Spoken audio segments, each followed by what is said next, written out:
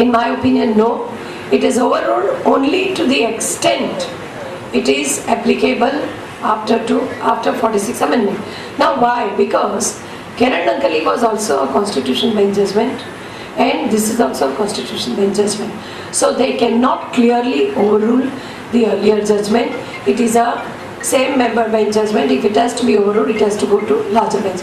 But in my opinion, after 46 amendment, after BSNL, after Larsen & Toubro, and after Corn Developer, we are all very clear that Kiran Nankali applies the principle laid down. What is sale? It applies today also. What is sale and the sale of goods, that applies today also. They said this is not a sale, this is a works contract. Yes, that principle applies today also. But today it is sale. Don't go by dominant nature test. Don't go by the component. Major components are supply, so it will be a supply and not a sale. But that reminds me, in 1995, 99 STC 532, we have our Bombay High Court judgment in case of steel plant, where the same principles were laid down by Bombay High Court. Now, steel plant was a case where the value of material was 97%. The contract was for construction of slaughterhouse for BMC. And this construction of slaughterhouse, the tribunal said that because 97% is the value, 3% is incidental service, and therefore it is a sale contract. Our senior brother Mr. B.C. Joshi argued successfully. The Bombay High Court Justice Dr. Saraf was then. He was very clear. He said, show me the contract. He read on the top, construction of slaughterhouse. I said, why you have to go inside? I don't have to look to any other thing.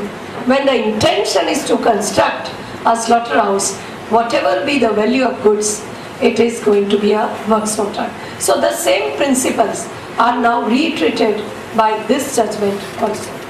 Now something very important which is stated by the Supreme Court. It says that, there was a case of Weybridge which was relied on, that this is treated as sale by the Supreme Court, etc. They said you have to understand the works contract in conceptual context of manufacture and installation of lift in the building. So don't go by generalization, don't go by the case laws, go by the facts, what is in the fact, when the property passes, how it passes, and what is the intention. Don't see the intention, see the facts of the case, and then you decide. And this is what is. In case of Otis Relavator, they have approved Otis Relavator, and they have said that the installation of a lift in a building cannot be regarded as a transfer of a chattel of goods, but a composite contract. So the principle of the 9 STC, when is the sale? When it is sale of chattel qua chattel. If I want X, I am given X, it is a sale. If I want X, then I have given some material on which you are working, it is going to be a works contract. It may be an idea, it may be a design, like in case of printers. Now deliverable state, etc., that is all, even if it converts into immovable, it becomes a works contract. That is Larsen & Toubro. We need not bother about that. Now Larsen & Toubro I am not going to touch much, because there are a lot of articles in that. And moreover, I would like to discuss the implications of this, rather than, Larsen & Toubro itself is a 2-lecture judgment. Anyway, we all have read a lot of articles in that event.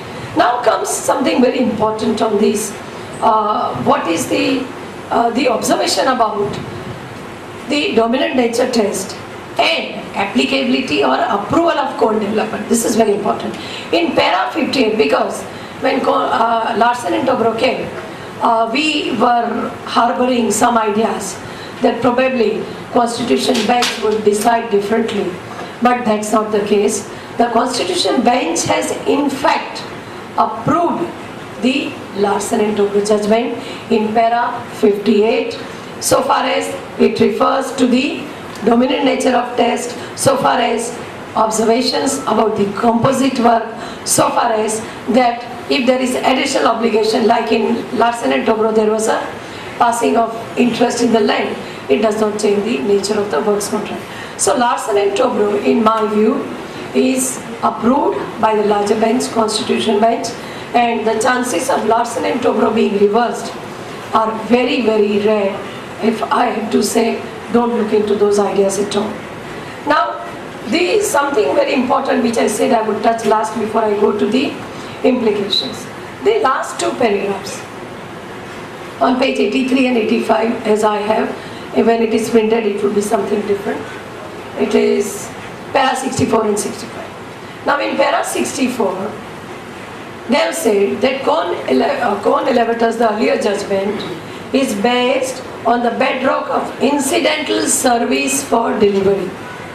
It would not, this is important because I said the service tax is going to be a bad area now. They say the earlier Cohen Elevator judgment is based on bedrock of incidental service for delivery.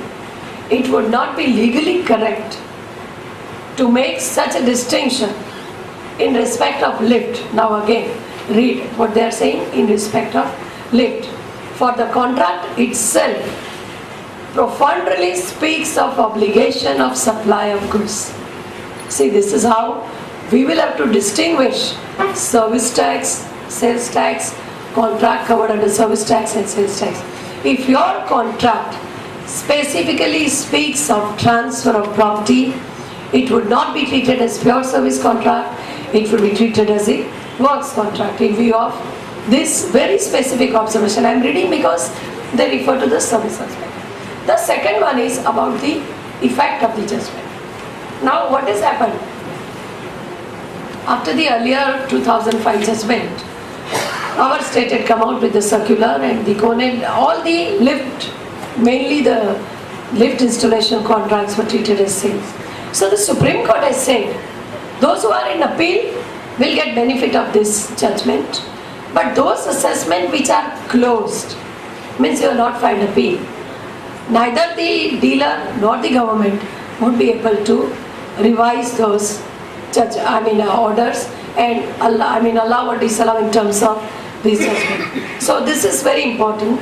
They have impliedly given the prospective effect. Actually it is not a prospective, correctly prospective, but they have said that it would be operative prospective. Now this is what it is. Minority judgment. Minority judgment. The judge has gone minutely through each and every conditions in the contract.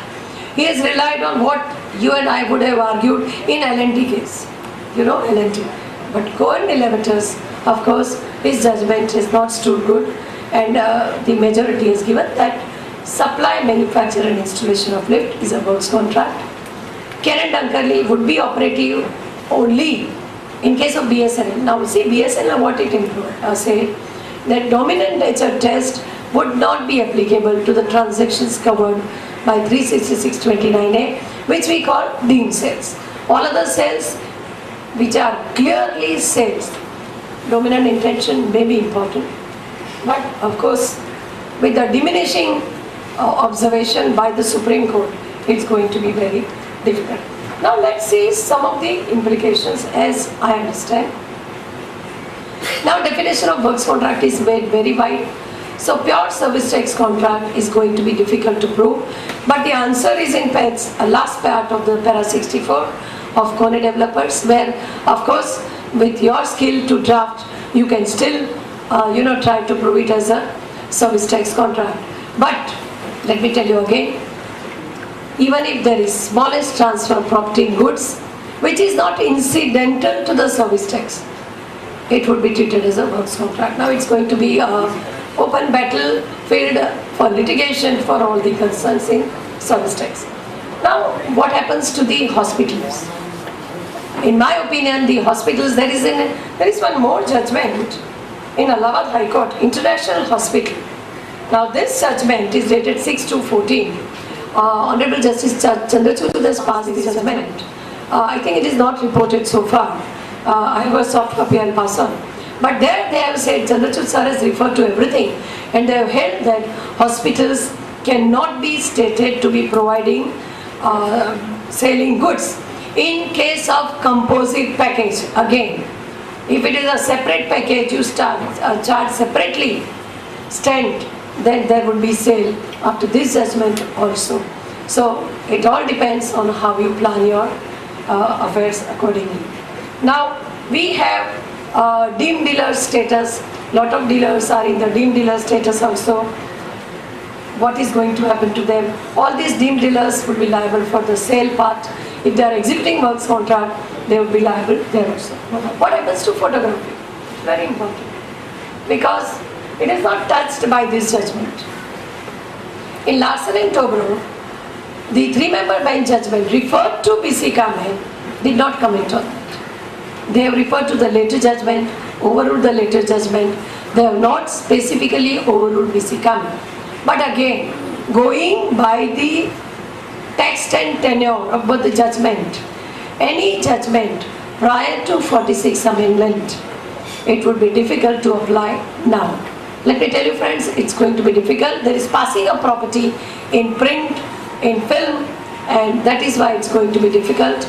Probably we have to request the government that make it prospectively, make it clarificated, because photography is service under the service tax enactment also, and we must point out to the service tax authorities how to, sales tax authorities, how they want to get out of that. I believe Mr. C.B. Thakur has filed one writ for the software. They say this customized software, service tax says pay service tax on 100%, sales tax is also asking money, so where do I pay? Judge says we are admitting but not giving stay. But the writ is admitted, let's see what happens. Now something very important is overlapping contracts.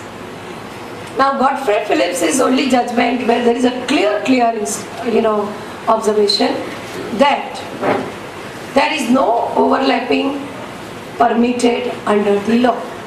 If a transaction or if a action, because transaction is also after the this Federation of Association, there are various facets of the transaction. You can levy on the service, on the excise, on the manufacture, on the sale, but everything. But what they say, if an aspect is taxed under one law, then the area for levy of tax by the other law automatically reduces. What does that mean? If you are levying the tax as a sale, that's the same transaction, you cannot levy as a service. If you are levying the tax as a works contract, to the extent you have levied the tax on the goods, you cannot levy service tax. So this is the another part which will be open to us for debate, which we will be, the field is always open for the consultant, that's what it is. Now what about the builders? Absolutely, my friend Prem is sitting there, he would be, I don't know whether he's disheartened. He has high hopes about the Larsen and Toubro being reversed. In my opinion, ideally, if the government reduces the rate of tax to 1% from retrospective effect, I think all the contractors are willing to pay the tax.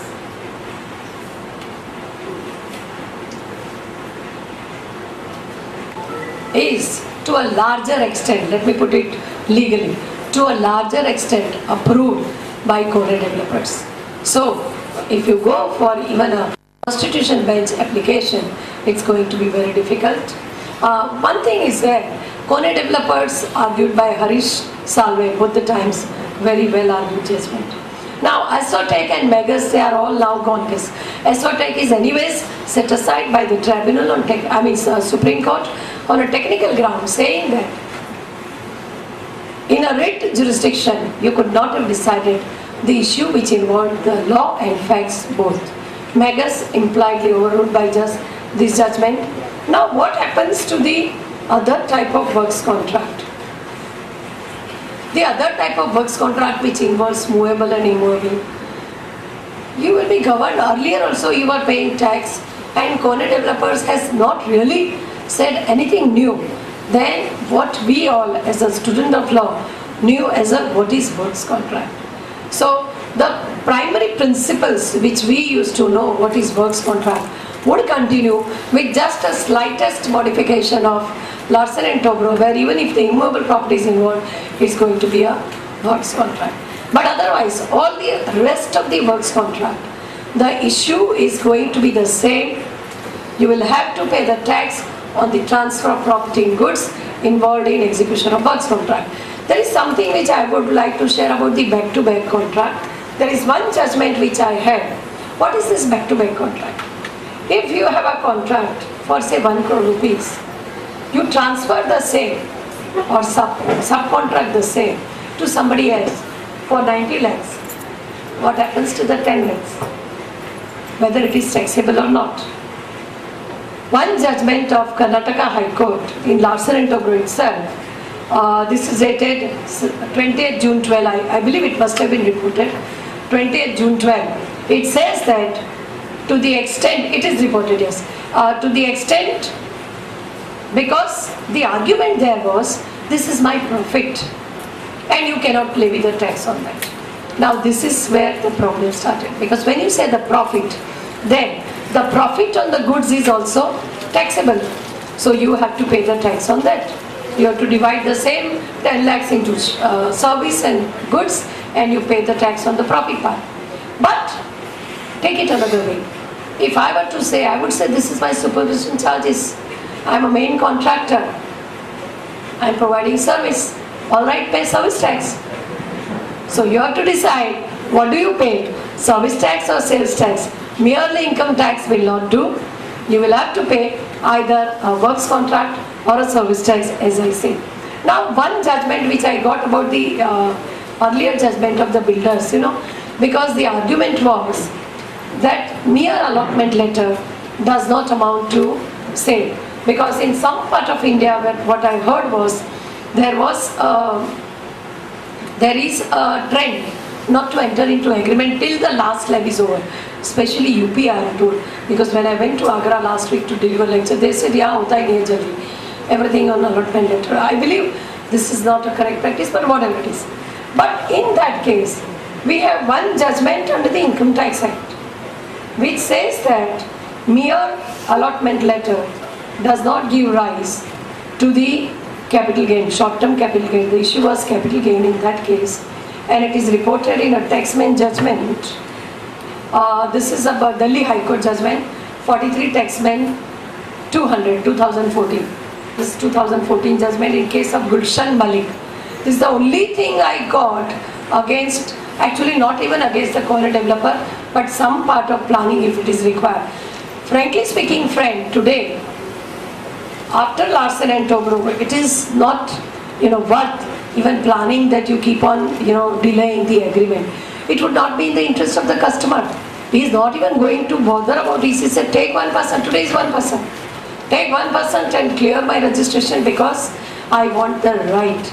And that is why merely relying on such judgment that allotment letter does not create the right is not going to help. MOFA, COFA, all the laws are already there to give them sufficient right. In MCHI also our judges have said accordingly. Something more about the implication, just 1 minute. I feel I would just see if I have left something.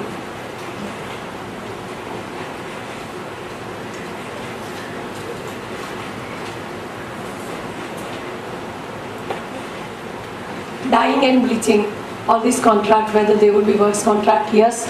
Matushri was already there, this is confirmed. Fortunately, we have a notification. It's going to be exhumed till they decide otherwise. Otherwise, now what happens to the contract where bill of quantity is separately given? Now, you may in a composite contract put the installment by which you make the payment. Delivery 50%, this 30%, whatever it is. But that does not convert the works contract into divisible works contract. What is required is a special arrangement, two separate agreement, maybe in a one instrument. One for supply, where the responsibility, very important, how do you decide whether sale is complete? Sale is complete on delivery. If anything is to happen to the goods after it is delivered, whose responsibilities? That's a question you must ask.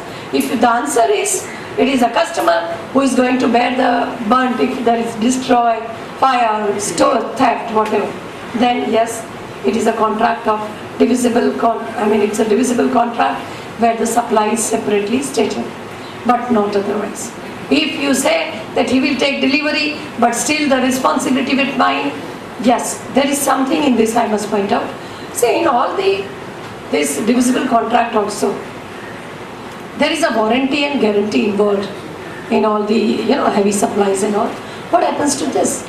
Because there is an overriding agreement, there is an overriding term even in supply and separate erection, that irrespective of the supply being complete at the factory gate or the job site, the liability of the contractor would continue as far as the warranty and guarantee is concerned.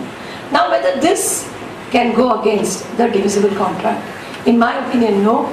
If it is clearly drafted as a divisible contract, you will still have the benefit of divisible contract. Why I am saying divisible? Because when you treat divisible, you have benefit of purchase on C form, you have benefit of selling cost of import, lot of other benefits, 6(2) also.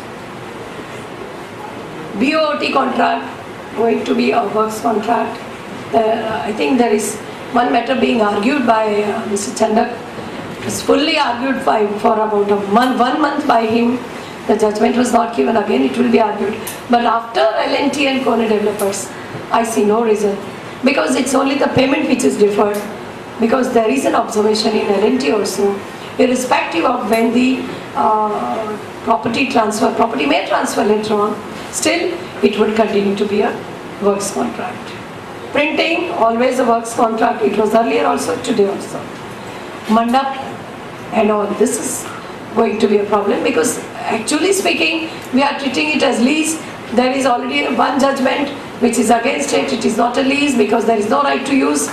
This is going to be an open area for debate, because whether you are giving right to use the chairs, separate contract for 20 chairs, 100 chairs, is going to be lease contract, not of course, nothing to do with the works contract.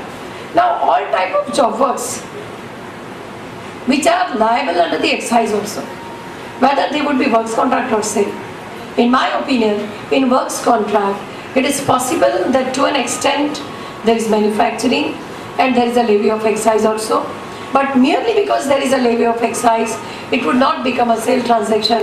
It would continue to be a works contract if, as Supreme Court says, if all the aspects of the works contract are involved therein.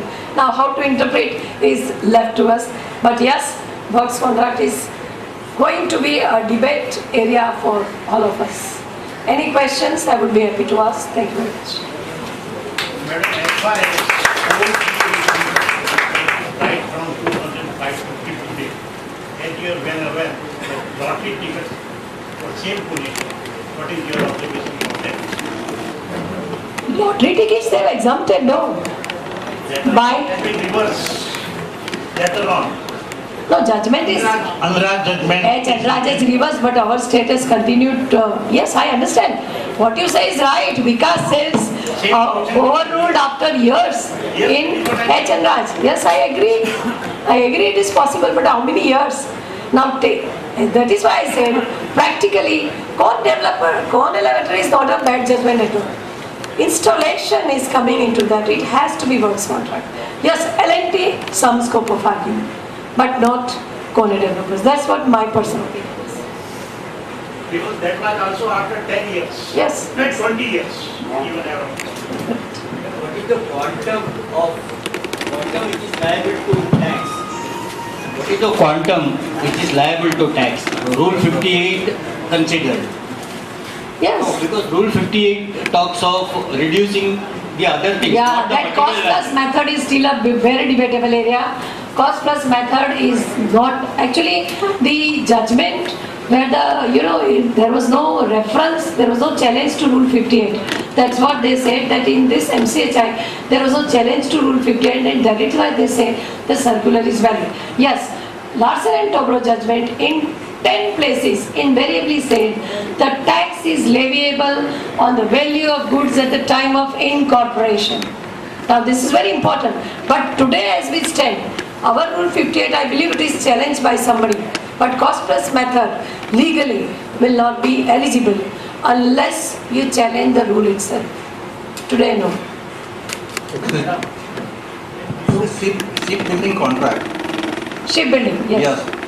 Whether it will be works contract or sale, or it will depend upon this terms and contract? It will depend on terms of the contract, 100%. Because it will be very, Yes. very costly. It would be easy to treat it as sale also, let me tell you. But then what happens is, the judgment which is discussed here, what was discussed in one of the judgment, I forgot the name, where the issue was, when it becomes sale, now let me give a converse example, when it would be sale, where whatever leftovers, there is scrap generated, lot of things which is not used, remains with the contractor. Then it would be clear sale, because he has an order for ship, maybe as per design. Now take an example of spectacles. Yes, they are as per your design only, like design is selected by you, but the numbers are personalized. Still it is a sale, not a works contract, because there is nothing of yours which is using to make this spectacles. This is how it is. Sir, another case you are given, this, if it is burned, then if the ship is burned in between. That example, whose property it is? Whose property? Whose I property? think that will also be a good case. Yes, of course. If the property is stolen, theft, fire, whatever it is, Who is whose responsible? property it is? Yeah. So during the shipbuilding, if there is some damage to the partly built ship or to the goods therein, if it is the responsibility of the contractor, it would be a sale. Madam, in a contract, suppose BOQ rate is common for material and labor, only single rate is there. Still we can go for Rule 58. Of course, yes. Unfortunately, yes. But in that case, BOQ will specify the service aspect. It is very easy to. No, they have given only one rate. It's a One common- rate, but they are specifying the value of parts involved, the value of services. They have given say, for particular work, one rate is this. Lump sum is a works contract, yes. Then 58 will have to be applied. As I said, today you have no alternative unless some judgment comes saying that Larsen and Toubro larger bench says value of goods at the time of incorporation. Now if I have to explain, I would say A plus B equal to C. So if you minus to arrive at A, you reduce C from B, or you arrive at B, it's mathematically same. Yes, but what is happening is, we are hesitating in taking the deductions because we are going strictly by the letter of law. But something very important which is in the deduction, any service provided even after the transfer of property, you can take the deduction. So there is a vast possibility of argument, but of course you can't go for cost plus method as on today, though I would have loved to advise that. It means we can go. There is no compulsion that since rate is common, you have to go for composition. No. Who says We can- composition is never compulsory? Not at all. No, for this, since the rate is 1, I know it's an optional method, but since BOQ rate is 1, department cannot argue with us that since the rate is 1, you cannot bifurcate to material and labor. Lump sum agreement for a works contract, steel plant, our 99 STC judgment is still holding good. There 97% very clearly stated. Still the Bombay High Court says no. In real test, it is a construction contract. So if it is all the elements of works contract, that is material and service, it is works contract. Now it is very simple. You don't have to look into any other thing. The department will argue anything good for us. Regarding cost plus method, Yes. in circular number 18T of 2012, Negative. Honorable Commissioner gets it note. But whether it will be applicable to the case of builder and developer or in general. Cost plus method, Yes, they don't want to allow in any case. In any case, because in MCHI judgment, they say 58 is not changed. So the circular is valid. Now that circular was for all the works contract, of course for the builders, but it applies to all the works contract. All the boss. Yes. Ideally, I think now the draftman skill would be to specify the service, aspect, just as you were specifying the supply, specify the service, so that there is clarity about the taxation, both under the service taxes and service taxes. Madam, hospital services, I suppose they are outside 366/29A. Clear? Clear, no? Clear. Unless you have separate bill for supply of stent, No, that is lump sum service.